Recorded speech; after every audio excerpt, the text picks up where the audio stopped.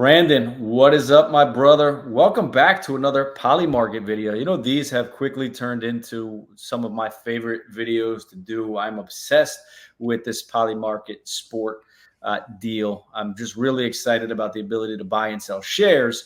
And you and we just got done with our latest best ball video, our third one. So if you are into best ball or you're new to it, go check out that video. Really solid team that we built, and it's part of the channel. All you got to do is just go back, tap it, watch it, give us a thumbs up. But we decided to jump and look at Polymarket together. Brandon is still in the process of signing up for himself. I keep knocking on that door trying to get him to answer and walk through into this Polymarket building with me before the season starts and the money starts to pile in. So off recording, we were talking about the tight end market, and I'm just going to pull that up just because we feel that it's an undervalued market right now. And some of the unique outliers that we see, and let's not start with the unique, let's start with the not unique stuff. We see Sam Laporta, Travis Kelce, and Trey McBride rounding out the top three, taking the largest chunk of the costly shares of this tight end market. What do you see as a discrepancy here?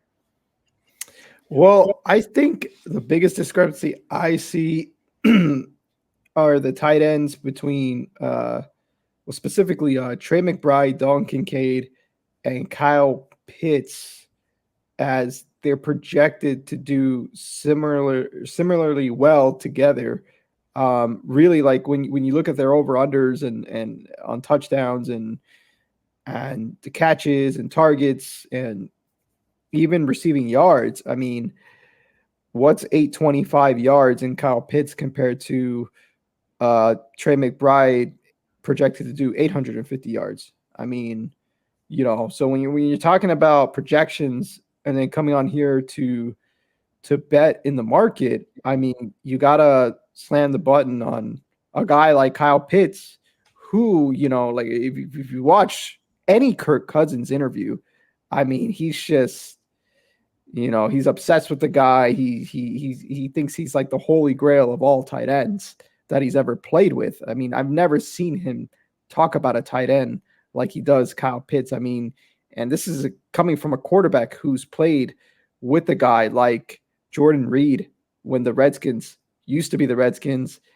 and TJ Hawkinson when they played in the Vikings together. I mean, he is in love with Kyle Pitts.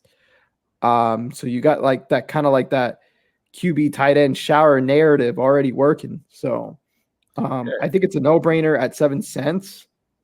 And I think that's the biggest discrepancy I see just looking at this page right off the tight end list right off the bat. And I would say, it's no knock on Kincaid, but Kyle Pitts doesn't have to deal with Josh Allen rushing in touchdowns at the goal line. He's probably going to get more jump balls than Kincaid, since Kirk Cousins is a stationary quarterback, which is what we like to see with our tight ends. Right. No, I agree. I mean, that's a great point. You are going to get some of those TDs around the red zone vultured by Josh Allen, taking it in himself, because he's as big as those defensive linemen, that are trying to stop him. So great call there on Kyle Pitts. I do think that Kirk Cousins is the key that unlocks that position there for Atlanta with Kyle Pitts as the tight end. He hasn't had somebody solid throwing him the ball in his career. When he came out, he was hyped as this ultra athletic, new breed of dynamic tight end that was going to come into the league. And I feel like he hasn't lived up to the hype. I think that's more due to the coaching staffs that have been around him and the quarterbacks that are throwing him the ball. So I do think he's way undervalued here at the 7 cents that we see sitting there. And if we look into him a little bit further, we go to this order book. And I don't want to cut you off, Mark, but let's not forget that in his rookie season with, a no-name quarterback, I mean, he went for 68 grabs for over 1,000 yards in his rookie season. So he's done it before in his rookie year. I mean, come on, the disparity. I mean, the levels between a Desmond Ritter offense ran by Arthur Smith compared to a non-Arthur Smith offense led by Kirk Cousins. I mean, I wouldn't be. I mean, I'm slamming the over on the 825 on Kyle Pitts yards wise if he barring injury. So that's the biggest indicator for me for him to become the tight end one. The fact that he drew 110 targets his rookie season. Right.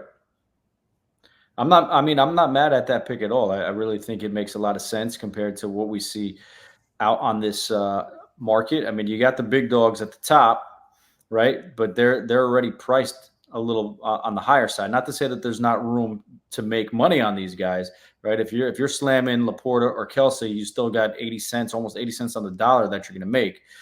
But you get one or two good games from Kyle Pitts with Kirk Cousins at 7 cents. That's a very quick way to increase share price for you and increase your return on investment.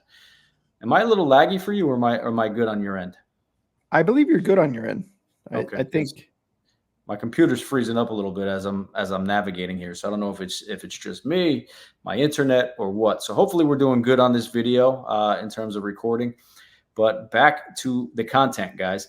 I think something that we need to look at on this market is how early we are. So far on August 21st at 11:17 p.m. East Coast time, only $3,000 has been poured into this tight end market. And we're what, about 3 weeks away from the NFL season, Brandon? yes, I believe so. I think actually 2 weeks away. 2 weeks. Two Is weeks September away. 5th? Did we start September 5th? I'm not sure. Yeah, I think the first game of the season is Thursday. It's a little unique schedule. There's like a Thursday, Friday deal going on. But to get in with only $3,000 being bet means that once money does start pouring into this and people kind of get their mind out of politics and into NFL, once they see that football's here and they get that itch to bet, this is going to be the one that scratches it. There's a lot of other markets, but we're specifically talking about the tight end as one of the most undervalued plays on Polymarket right now. And you can see $165 have been bet on Kyle Pitts. So if you get in here and you snatch up these shares that are sitting between 7 and 9 cents, we're already up at 10 cents with 2,270 shares available at that price. And it's a measly like $50 to get there. So you drop $50 on Kyle Pitts, you're setting the new price already at 10 cents. And then, you see how we climb from there. Yeah. Yeah, exactly. I mean, I think it's a great deal at 7 cents compared to, the McBrides and the Kincaid bets, 12 and 15 cents. I don't know if you want to look at the order book as well over there. I think the only issue with betting on Kyle Pitts as of now is that in the order book, I mean, you don't have too many shares to buy him sub 10 cents. Right. Um, and then the last thing I wanted to mention, between Kyle Pitts, that tier of Trey McBride, Kincaid, and Kyle Pitts is, career wise, Kyle Pitts' ADOT is super high. His rookie season was 15 yards. 2022 estimated 13 yards per catch.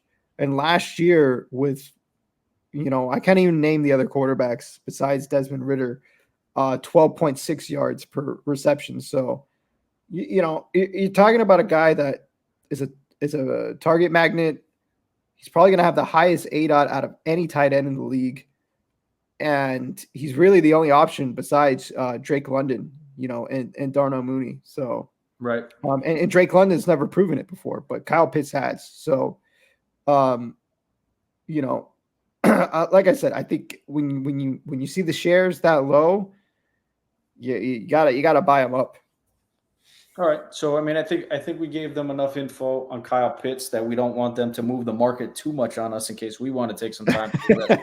Right. Where else would you spread your money around? Let's just say you wanted to build a nice, solid foundation portfolio here in the tight end market where you want to pick maybe two guys that are blue chip, one guy that's mid tier, and then somebody else that is going to give you that moonshot. I think we've already talked about the moonshot there with Kyle Pitts. We just have to watch his share price, and if you can snatch him around that 7 cent mark, you're golden. But where else would you invest your money to have a well balanced portfolio here? Right. I think my two blue chips, honestly, I mean, it's gonna rely heavily on how one rookie in particular plays, and his name is Marvin Harrison Jr. People just assume this rookie's going to come in and he's going to be the alpha on the offense. But if you guys have been paying attention, he's pretty much one of the only rookies that went in the first round that didn't test in the combine, the NFL combine. And when you're a real alpha receiver like Jamar Chase, Brian, well, I don't know if we want to put Brian Thomas on that list, but Malik Neighbors, they're not scared to test, because they know they're going to run a 4.4, 4.3. They're going to show off and show out. So to me, that speaks volumes, and it's a considerable red flag on Marvin Harrison's profile. Therefore, there is a chance that Trey McBride is the alpha in Arizona, and it moves him up into that blue chip tier where we could see him have 110 plus targets, which is elite for a tight end. And let's not forget that he's a yak monster as well. So I would say Trey McBride is a blue chip for me, especially when you compare him to Sam Laporta and Travis Kelce. I mean, look, I just think, it's going to sound outrageous, but Kelce shouldn't even be on this list. So I think that's a bold take, my friend. Yeah, I think you think back to Rob Gronkowski's last year or two. I mean, they're just going to use him when the playoffs come. You got to remember, Chiefs are trying to win a Super Bowl. They don't care about player stats. So I think I don't be surprised if Travis Kelce sees a lower snap share this season, while an up-and-coming offense like the Arizona Cardinals, Trey McBride plays every snap. He's trying to get his team to the playoffs. And that would be my blue chip. Who's your blue chip, Mark?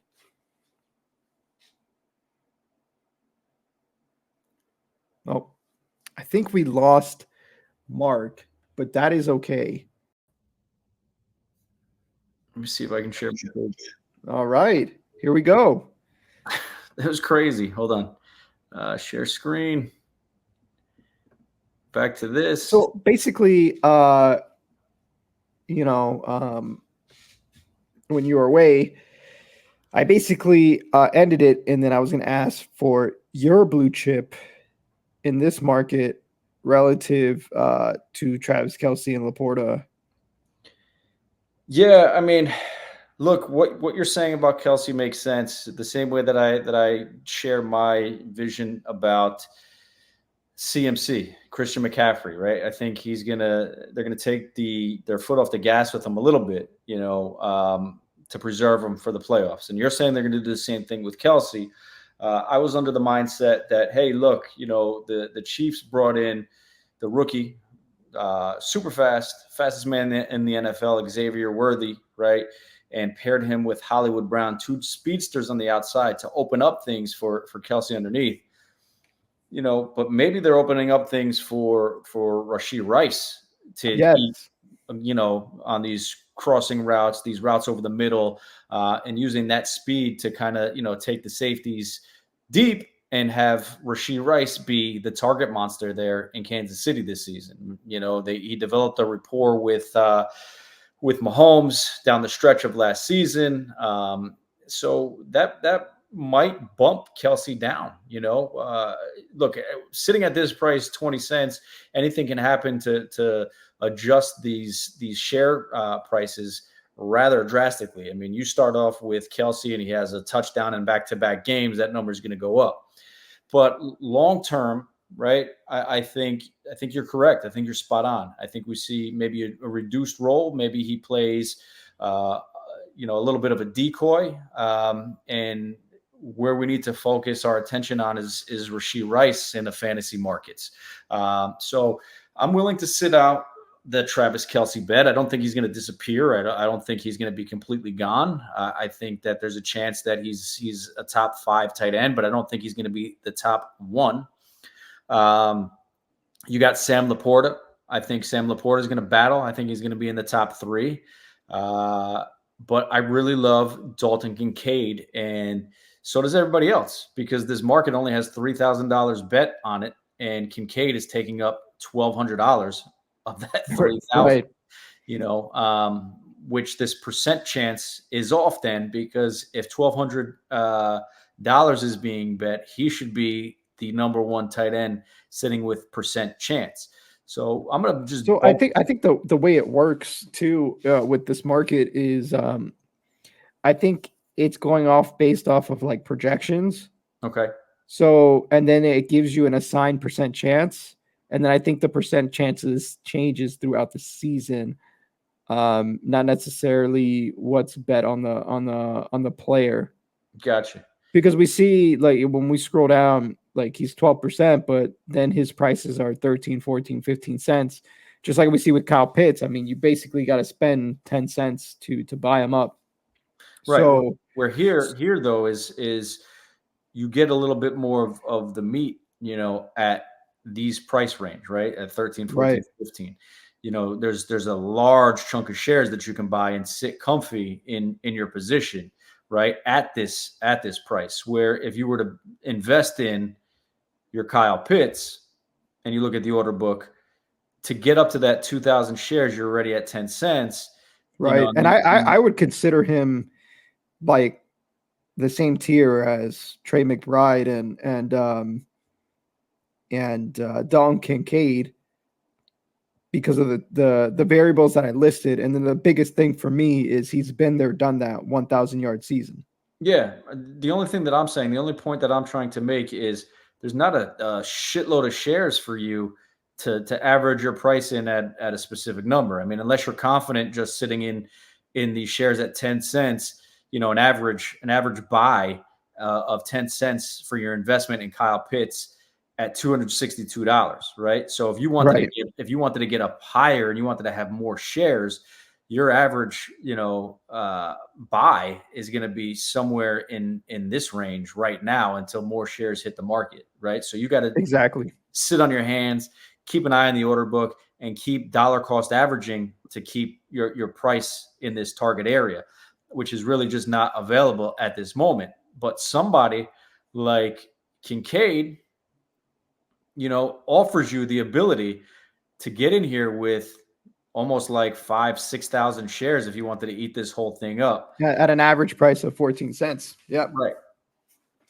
And that's and I would say also, it's funny that we when we're looking at the tight end market, I know we've been talking with regards to the tight end in a vacuum, but you also got to ask, like you alluded to earlier, Mark, okay, who's their true number 1, right? And I think the reason why we counted out Kelce, we're not even going to touch Kelce, is because we truly believe, at least in our platform, that Rashee Rice is the number 1. Just like in Detroit, what's a big knock on Laporta is, we think Amon-Ra is the number 1. Maybe Gibbs is the number 2. Then you have David Montgomery eating. You have a lot of mouths to feed. Up and coming Jameson Williams, which, I mean, he could, if by some miracle be the next Will Fuller, I doubt it. But, he's got a lot of competition there. And then whereas you look at these kind of ambiguous situations going on in Buffalo, Arizona, and Atlanta, I think there's more upside with McBride, Kincaid, and Pitts. And that's why they're in like this unique tier, because the situation is ambiguous in all these teams. Right. No, it makes a lot of sense. A lot of mouths to feed there in Detroit. Kelce on his coming down the opposite side of the hill, right now, and doing their best to preserve him to make that deep run.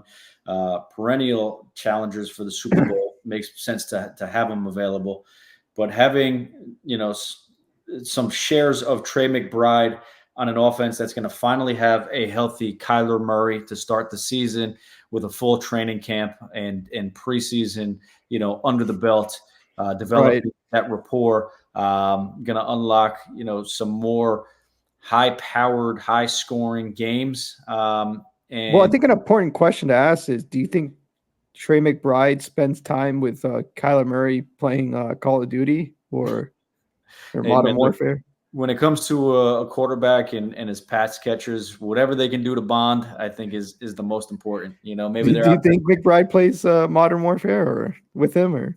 McBride, Yeah. at this point, I hope so, because they say that Kyler doesn't do a lot of homework. So maybe they've just become best buds, and he just tosses the ball up to him even when he shouldn't, and it doesn't matter because for us, we're just looking to cash in on their shares.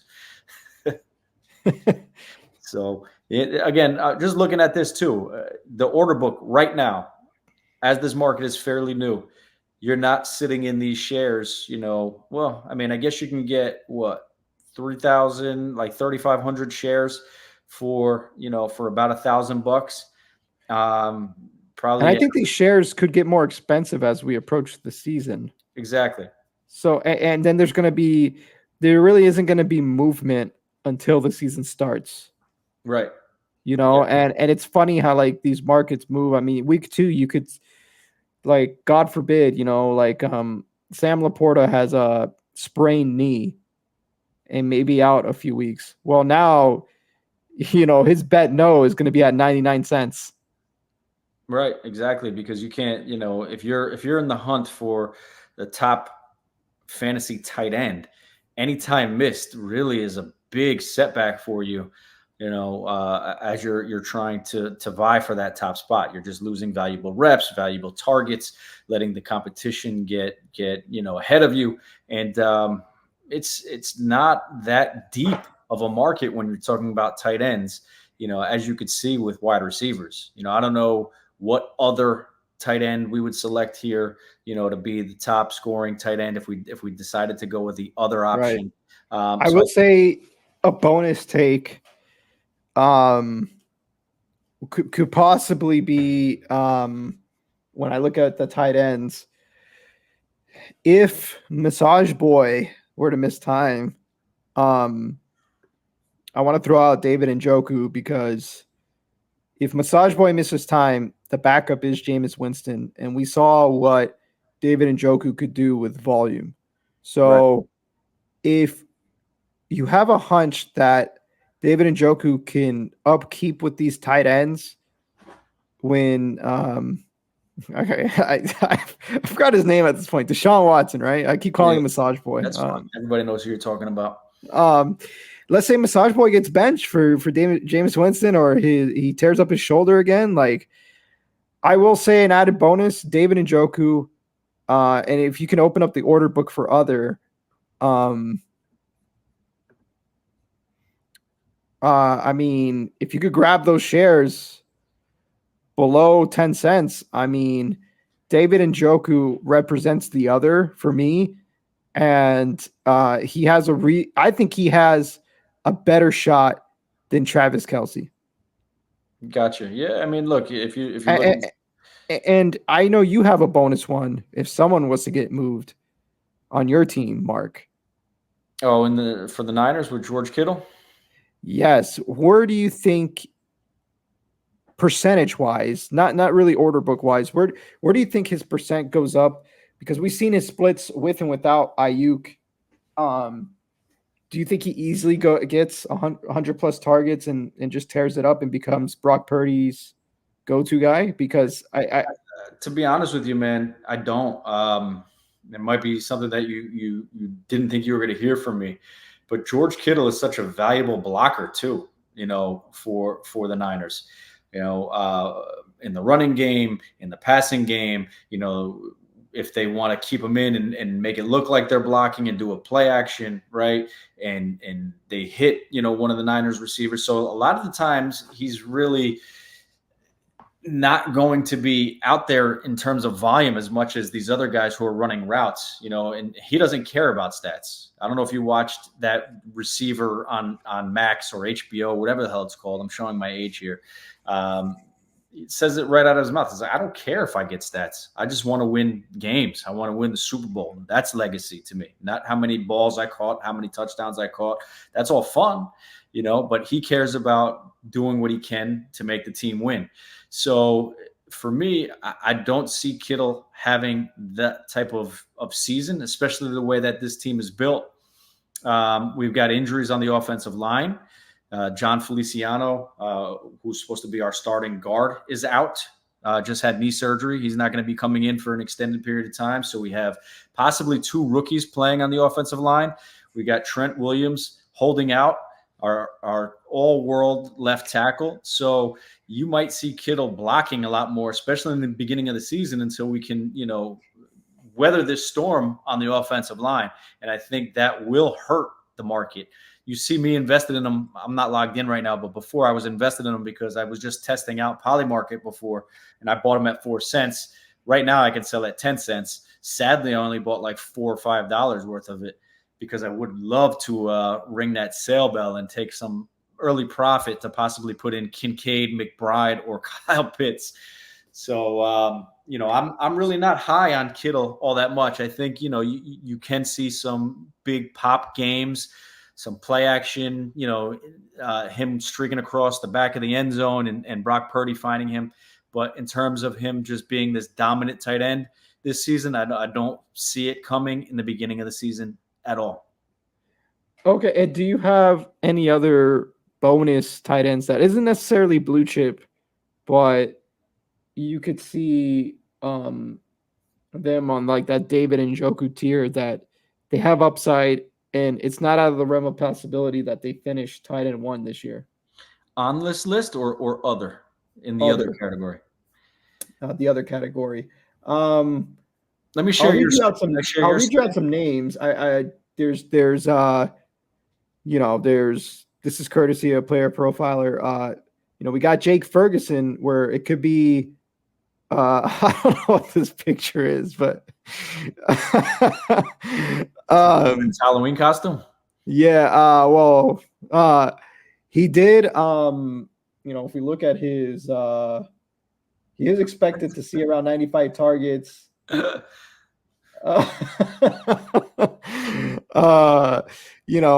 We have Jake Ferguson, where, like, God forbid CeeDee Lamb goes down. He could be. We saw in the playoffs. What do you have? Like 3 touchdowns against the Packers or something like that, and he went over 100 yards and he just exploded. Yeah. Do you see anybody here that that could possibly be the tight end 1? Scroll up a bit. Let me see. So we start with Laporta. Read there. Man, something that could be sneaky, and maybe he doesn't get the volume that we would like, but he could be a sneaky play right now. I do like that Ferguson pick a lot. I used him quite a bit in Rainmakers last year as well. But man, what about if Dallas Goedert stays healthy in that offense? Hear me out. I know there's a lot of mouths to feed, right? You got the 2 receivers on the outside. You got Saquon Barkley. But what if the defense has to key on those other pieces and it leaves these big games for Goddard, and that revamped passing offense that we see in Philadelphia? I don't like the recipe of so many mouths to feed, but I just think that the attention is going to have to be on A.J. Brown. They're going to try to stop Devontae Smith. That you might just see Dallas Goedert eat up the middle and be a consistent driving force on this Eagles team. Right. And you know what? I like that call because, they got the new offensive coordinator in Kellen Moore, and he's been known to throw to the tight end position. I mean, he was the Dallas OC, I believe, back in, I would say, I think back 2018 through 2022, and you saw the likes of, I forget that tight end that was prevalent back then. It's tip of the tongue, but I think you know who I'm talking about, right? Witten. Jason Witten, yeah. Yeah. So, He could see an increase in volume. I do like that call. Definitely because Kellen Moore is there. So he could fit into, and it's funny how we have them all clumped together here. We have, Njoku, Ferguson, and Goddard in contention to push for the tight end one spot this year if you are interested in buying shares of the others. Does any other stick out to you? I mean, the only other dart throw that could do it for the others. Now, here's a good question, right? That we need to ask Polymarket is: are they counting Taysom Hill as a tight end? Yeah, that we don't know. We don't know that. So if he's part of the other group, right, and Taysom Hill gets like 12 rushing touchdowns this season and plays part tight end and RB, then the other section in this tight end market becomes really appealing. Yeah, true. Good So call. that's a good question to consider. I don't know if he's in the other category or if they're counting him as a quarterback on in Polymarket. That's a good call. That's a sneaky one, and that's why we do these videos where we dissect the markets together. Two people passionate about football, two friends enjoying navigating these new Polymarket prediction top fantasy players, unearthing these gems for you, just for free, for no reason other than we just love the sport and we love doing this, guys. And you know what, Mark? Let's go back to the Polymarket page real quick. If you had $100 to your name and you wanted to attack the tight end position, how would you divvy up your $100? If we're just going with just the bet yes, and we're just going to assume the price of 7 cents, 13 cents, whatever. We're not going to look at the order, but we're just going to assume, like, how would you divvy up your $100? I mean, I'm probably going something like $35 on. Man, it's hard because I'm probably going to pick how many players am I allowed to pick? We'll go with 4 players. How would you divvy up your 100? So I'm obviously going between Kincaid, McBride, Pitts, and then I'm probably putting the rest on the other. So I like it. I think I'm going heavier on Kincaid Because and it's Pitts. PPR, right? Right. I really think that there's a potential to see wide receiver volume out of Kincaid this year. Right. I think it's a good call because Bills pretty much, I think they're copycatting the formula of the Kansas City Chiefs, where they have a bunch of usable receivers, but they don't really have an alpha. And they're just going to run the offense through Josh Allen and Dalton Kincaid and copy that formula that's worked for the Chiefs for so long. So I think that's a really good call, and he gets the edge because he could realistically have the most receptions out of any tight end on this list. Yeah, and he's a matchup nightmare. He's too fast for linebackers. He's too big for safeties. The Bills are going to run the ball a lot more than they've done in seasons prior. And it could set up, a lot of great play action possibilities for Kincaid, especially once they get into the red zone. So I really like Kincaid. He's probably my number one. So right, I would so go $35 there, and then we have a remaining $65. Yeah, so there I'm probably going to go maybe 25 on Pitts. I like it. So then we got, what is that? I can't do math. We got $40 left. We got $40 left. Man, I might just evenly split. Maybe I go $5 more on Kincaid. So I drop 40 on Kincaid. Whoa. I got what? I got 35 on you got 25 on Pitts. 25 on Pitts. Let me go 30 on Pitts. So I got okay. 40 on Kincaid. I got 30 on Pitts. That leaves me, I think if I can do math, 1, 2, 3, 10, 15. Okay. So that means that I got $30 left to spend, right?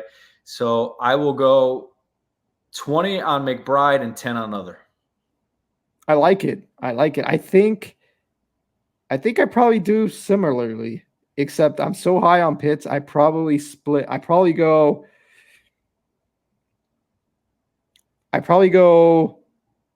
35, 35 on Kincaid and Pitts, and then I go 15 on McBride and 15 on other.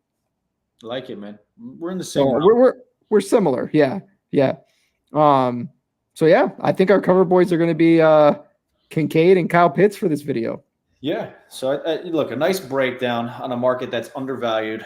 That you might not really be that confident or that sure of, but the fruit is ready to be picked there.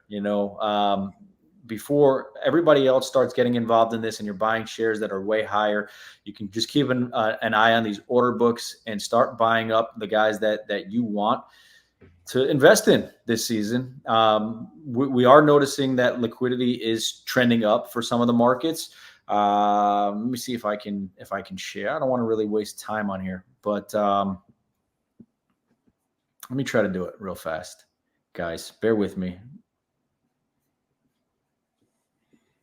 Let me stop sharing this screen. Let me present. Share my screen. Let's go to.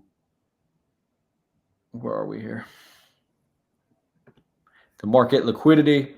I'm going to share this. Can you see my screen? Because it just brought me to something else.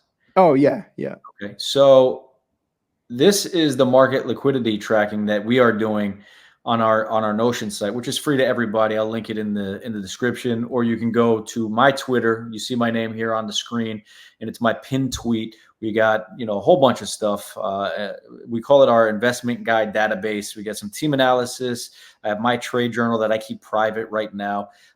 We got this liquidity tracking section, standings and playoff predictor to help you make changes and adjustments as you navigate any investments that you have in the divisional picks. We got our YouTube channel where we drop our YouTube videos, top fantasy player rankings, and yada, yada. So what I wanted to show you is how liquidity is tracking right now. And this is for the divisions. You see, I started tracking this on the 15th. Today was the 21st. We are trending up on all markets right now as we get closer to the season. And you can check on this day by day, week over week, until we get to the NFL and make that decision that if you are investing in a liquid market or not, or you're going to be stuck holding these shares. Right now, you can see all of the attention in the top fantasy player markets is where, Brandon? What do you see right here? In the quarterback position. Yeah, obviously, because quarterbacks, are the leaders of the team. Quarterbacks rule the world. It's the most exciting position. The other guys that are down there, like the flex, kind of flat, but still slightly trending up. If you see, started at 1.7 when I started tracking. We're sitting at 2.8, so a little bit of money flowing in there. Running backs is trending up. Don't know what we started at there, but we've climbed over the past couple of days from 9.5 to 11. Tight end, pretty flat across the board right now. And receiver, I think, has a slight dip to it. So if quarterback is trending up, once those shares kind of get bought up to where people don't feel like there's value anymore and they're investing way too much in the players that they were buying cheaper, they're going to look for a sharper place to go. And, some of these other markets right now might be ripe for the picking for you to get involved before that attention gets there. And we've done the homework for you. We dropped this long ass video on tight ends for you guys. So I hope you found value in this. If you did, do us a favor, subscribe. We don't ask you for nothing. Nada, zip, zilch, zero. We're not promoting anything. We're just doing this for fun. We love chatting football. We love doing it together. Brandon, you got anything to say before I keep rambling for these guys? I leave a thumbs up also. Thumbs up. Yeah, all that's important for us. We don't know where this is going to go. Again, we're doing it for fun. If it turns into something terrific, if not, we're just happy that we're going to make you money as we make ourselves money using this Polymarket prediction site for the NFL season and best ball. And stay tuned because we are going to do a daily fantasy first look at some point when we have time. I got a 3-month-old son. It's already 11:51. I got to take him to the doctor at 8:30 in the morning. Brandon's got his own thing. So, we're putting this work for free. Do us a favor. Just show us some love, guys. I'm out. How do we end this, guys? Sorry, I'm clicking the wrong buttons. That's how tired I am. See you guys on the next one.